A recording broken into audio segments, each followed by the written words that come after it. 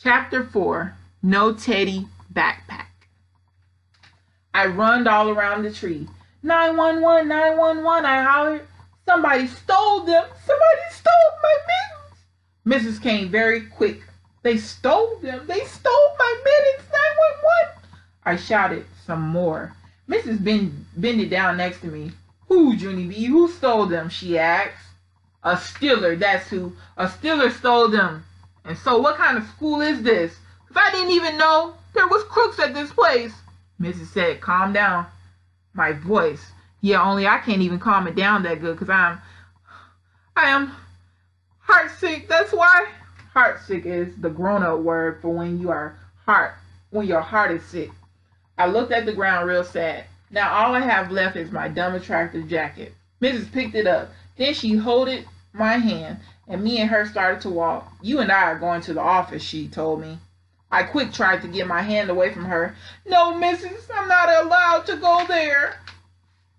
Mother said if I send it to the office one more time, I will get grounded, young lady.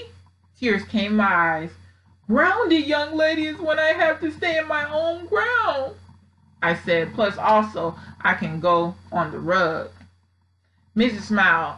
I'm not taking you to the principal's office to punish you, Junie B, she said. I'm taking you to find your mittens. I did a gasp. Principal? I asked, very shocked. Principal stole my mittens? Mrs. laughed real loud. No, Junie B. She didn't steal your mittens. The office is where the lost and found is located. After that, she took my hand again, and we hurried up to the office. There's a grouchy typing lady at that place. I'm not fond of her. Junie B needs to look through the lost and found, Mrs. told her. Please send her back to class when she's finished. Then Mrs. went back to room 9 and left me there all by myself. The typing lady looked over the counter at me. I did a gulp. Yeah, only I'm not even bad today, I explained, very nervous. Somebody stole my mittens, and that is the end of my tale. The typing lady kept on looking at me. She didn't say any words. Sweat came on my head. Whew, it's warmish in here, isn't it? I said. Just then I heard a door open. Meow. It was Principal. He was coming out of his office. I jumped up and down at his sight, because I know that guy very good. Principal, look, it's me. It's Junie B. Jones. My mittens got stolen on the playground. And so Mrs. brought me here to get them.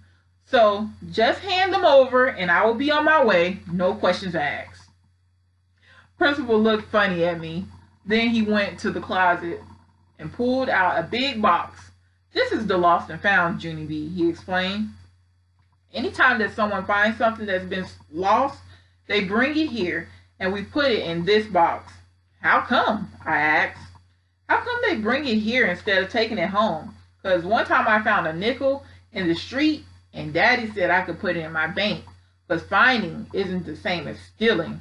Right, Principal? Finding is a lucky duck? Principal laughed a little bit. Well, finding a nickel in the street is different, Junie B, he said. For one thing, it would be almost impossible to discover who the owner of the nickel really was. And for another thing, losing a nickel isn't really a big deal. But when someone loses something personal, like mittens, for instance, well, that's a very big deal. And so if someone else finds the mittens, they can bring them to the lost and found, and the owner can get them back. He smiled, and that makes everyone happy, Junie B. Jones, he said. The owner is happy because she has her mittens back, and the person who found them is happy because she's done a good deed. He pointed to a piece of paper taped on the box. See this? This is a poem the 3rd grade wrote about the lost and found. It says, if you find stuff, bring it in. All day long, you never wear a grin. I did a frown. Yeah, only here's the problem. I didn't lose my mittens. They got stolen on purpose. They got stolen on purpose. And so no one will bring them in and wear a grin properly. Principal raised up his eyebrows. Well, you never know, Junie B. Why don't you look in there and see? He opened up the box for me. That's when my eyes got big and wide, because it was filled with the wonderfulest items I ever saw. There were sweaters and sweatshirts and baseball caps and gloves and balls and lunchbox and a scarf and sunglasses, and a watch with Mickey Mouse on it. Also, there was a backpack that looked like a teddy bear. Ooh, I always wanted one of these, I hollered, real thrilled. I put it on my back and skipped around the office. How does it look back there? I asked. Principal runned after me. He took the teddy off my back and put it back in the box. We're looking for your mittens, remember? Just then, I felt upset again. I almost forgot about those furry guys, that's why. Oh, yeah, my mittens, I said, really gloom. I looked through the box some more. You're not here, I said. My mittens are gone forever and ever, I think. I did a sad sigh. Then I picked up the teddy backpack again. Maybe I will take this instead, because this teddy backpack will ease my pain, I believe. Principal said no.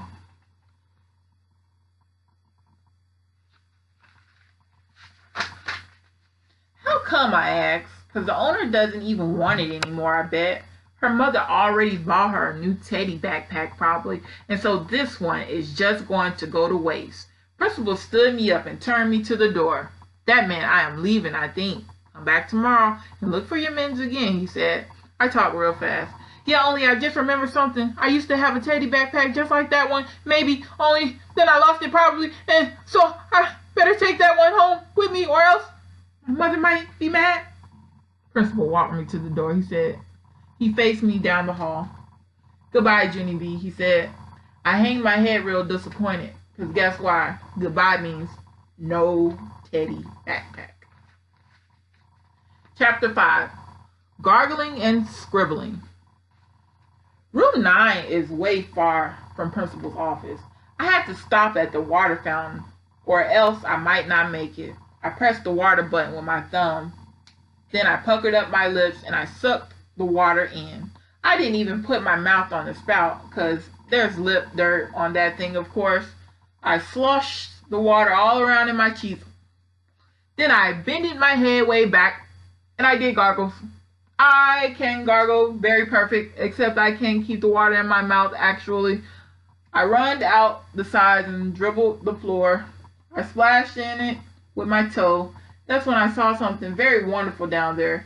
Hey, it's one of those pens that writes 4 different colors, I said. I quick picked it up and pushed the little red button on the top. A red pen popped out the bottom. I scribbled red scribble all over my hand. Wowie wow, I love this thing, I said. After that, I pushed the green button and scribble green scribble, and I pushed the blue button and scribble blue scribble. Plus, also, I pushed the black button and scribble black scribble. This pen makes scribbling a pleasure, I said. I put it in my pocket and started skipping to room 9. Only too bad for me, because all of a sudden, I remembered about the lost and found. I stopped. Oh no, I wish I didn't even remember about that, I said. Now I have to take my pen to the lost and found, or else I won't wear a grin. I did a frown because something didn't make sense here. That's why. Yeah, only I was already wearing a grin, I said. I wear the grin as soon as I saw this wonderful thing. And so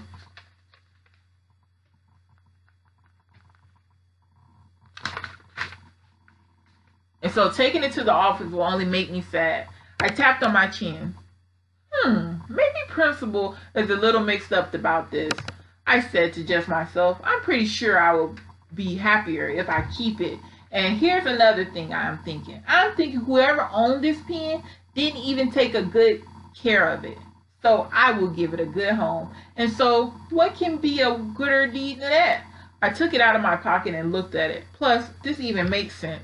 Because first I got my mitten stolen, and then I couldn't have the teddy backpack. And so keeping this pen is unfair and square. All of a sudden, my whole face lighted up, because I just got thought of a different poem, that's why. And it's called Finders, Keepers, Losers, Weepers. Finders, Keepers, Losers, Weepers, I said real thrilled. Finders, Keepers, Losers, Weepers. Then I jumped up and down very happy, because everybody says that. And so Finders, Keepers is really the rule, I bet.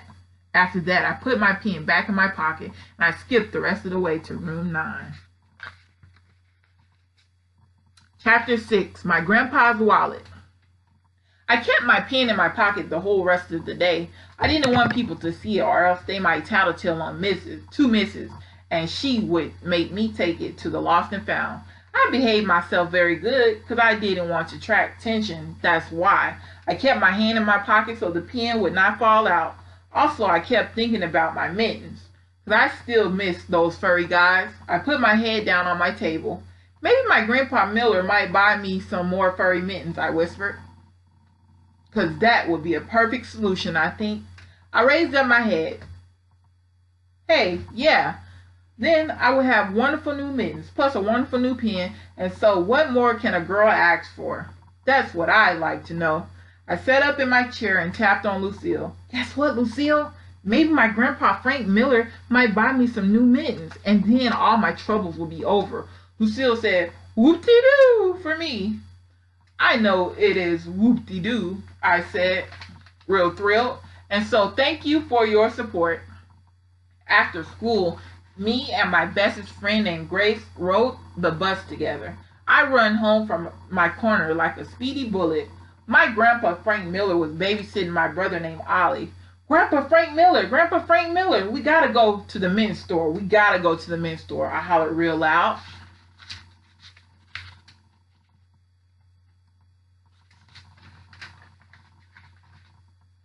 Grandpa Frank Miller was in the living room rocking Ollie. He looked funny at me. Go where? He asked. To the men's store. To the men's store. We gotta go to the men's store. I pulled on his hand. Get up, get up. Let's get a wiggle on it. Grandpa Miller looked confused at me. That's how come I had to sit down, and I told him what happened at school. Someone stole my mittens, I said. They stole them while I was being brownie, and I didn't even know there were crooks at that place. Grandpa Frank Miller shook his head very sad. I guess you can find crooks almost anywhere, honey, he said. I know it, I told him. That's how come I'm never going to see those furry guys again. And so you and me have to go to the men's store. I felt in his back pocket. Then I danced around real thrilled. Hooray, I shouted. Hooray for your big fat wallet. 'Cause you got cash in there. Right, Grandpa? Right? Grandpa Frank Miller laughed. Yes, I do. I've got cash all right, he said. But I'm afraid we won't be able to buy you more mittens. The mittens I bought you were the only furry ones they had left. I bought the very last pair. Just then, all the happy went right out of me, because I didn't actually count on this terrible development. Yeah, only we have to, Grandpa. We have to buy more furry mittens, or else what will I even do? Grandpa Miller ruffled his hair. Did you look in the lost and found at school, he asked. I did a sad breath. Yeah, only that thing doesn't work that good, because people don't always turn stuff in. I patted my new pen in my pocket. Trust me on this, I said real soft. Well, your mittens could still turn up, he said. Folks will surprise you sometimes. Then he told me a story about his wallet a few years ago. I lost my wallet at the mall. I was sure I would never ever see it again, he said. I bobbed my head up and down. I know it. That's because of finders keepers losers reapers, I said. Finders keepers losers weepers is the rule, right, Grandpa? Grandpa Miller smiled. Well, it might be the rule for some people, he said, but luckily it's not the rule for everyone. Because the very next day, when I went out to get my mail, there it was. My wallet was sitting right smack in the middle of the mailbox, and not one single penny was missing. His eyes looked happy and sparkly. Can you imagine that, little girl? He asked. Someone had the chance to take everything in my wallet, but instead they drove all the way to my house and they put it in my mailbox. Just then, he reached in his back pocket and pulled out his wallet. Look what I could have lost if they hadn't returned it, he said. He took a picture out of his wallet and handed it to me. It's you and a baby, I said. But that's not just any baby, he said. That's you, Junie B. That's a picture of the very first time I ever held you.